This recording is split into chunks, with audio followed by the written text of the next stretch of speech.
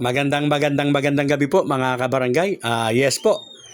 Isa rin po ba kayo sa nakapanood nito? Pag-usapan natin mga kabarangay. Siyempre po, gaya ng dati, ako po ay nag-aanyaya sa mga hindi pa po nakapag-subscribe sa aking channel. Kayo po ay aking inaanyayahan na mag-subscribe. Pakiclick po ang notification bell at all para palagi po kayong updated sa aking mga bagong videos.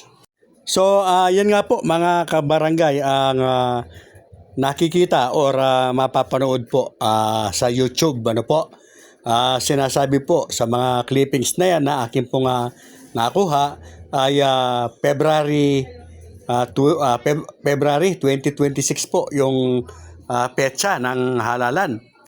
Halos po lahat ng mga nag-post po ng ganyang anunsyo ay iniisa-isa ko po, pero talagang wala po akong makita ng eksaktong petsa.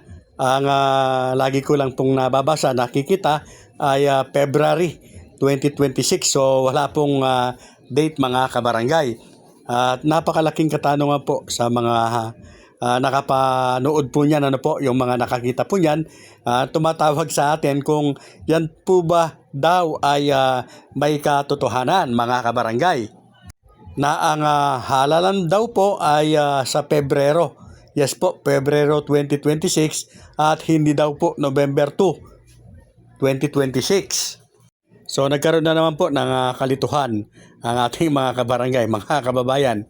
Ganito lamang po yan, kung inyo po talagang babasahin yung mga clippings po na aking hinango na yan, ay kahit yung nag-post po niyan ay nagtatanong kung may katotohanan ba ito mga kabarangay. Basahin po ninyo, pansinin po ninyo yung nakasulat sa post po na yan.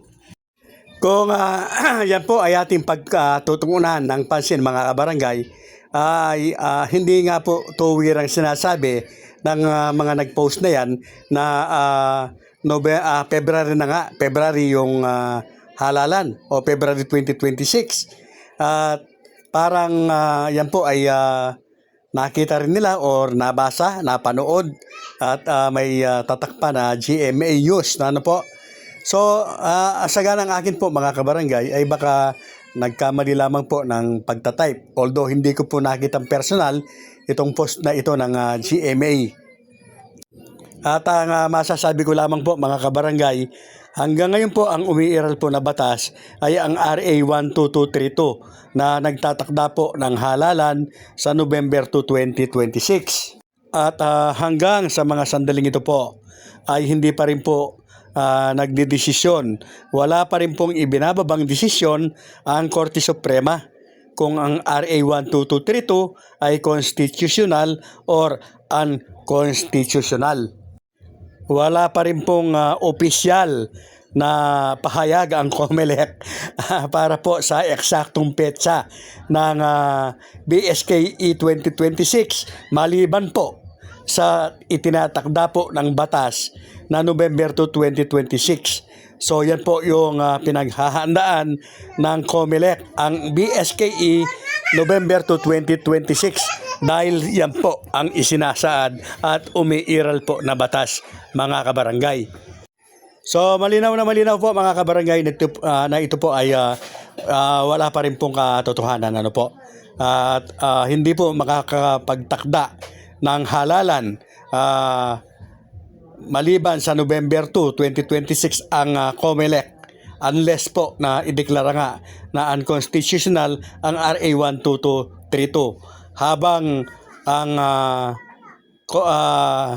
RA 12232 po ang nananatiling batas. Yan po yung sinusunod ng COMELEC at ang halalan po ay nakatakda talaga sa November 2, 2026. Hanggang wala pong batas na pumipigil dito po sa RA 12232 na ito.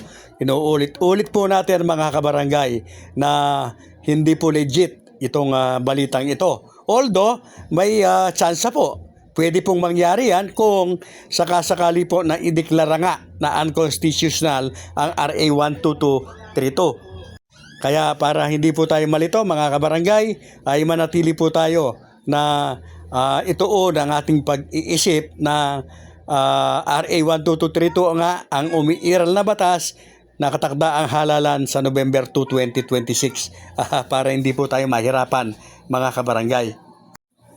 Wala rin tayong katibayan kung saan po ito nakita ng mga nag-post yan. Ano po? Ako po kasi hindi ko po nakita. Hinahanap po sa GMA News, hindi ko po makita. Kayo po, baka nakita po ninyo yan na nakapost o kung ano man po ang sinabi ng GMA News para po sa sinasabing halalan ng barangay at SK election sa February 2026. Pakilinaw na lamang po yung mga nakabasa niyan. Ano po? At ako po kasi iniisip ko kung sakali mang naisulat yan o may nabanggit man na February 2026 ay malamang po na nagkamali lamang po ng pagsusulat or nagkamali sa pagsasabi po na imbis na November 2, 2026 ang sasabihin ay baka po nasabi na February 2026. So yan po ang malinaw mga kabarangay. Wala pong anunsyo ang COMELEC. Wala pong pahayag na February 2026 na po ang halalan. At ganoon din po, wala rin pong sinasabi ang Korte Suprema na February 2026 po ang BSKE. Dahil hanggang sa ngayon ay wala pa rin pong desisyon ng Korte. Kahit pa ulit-ulit po.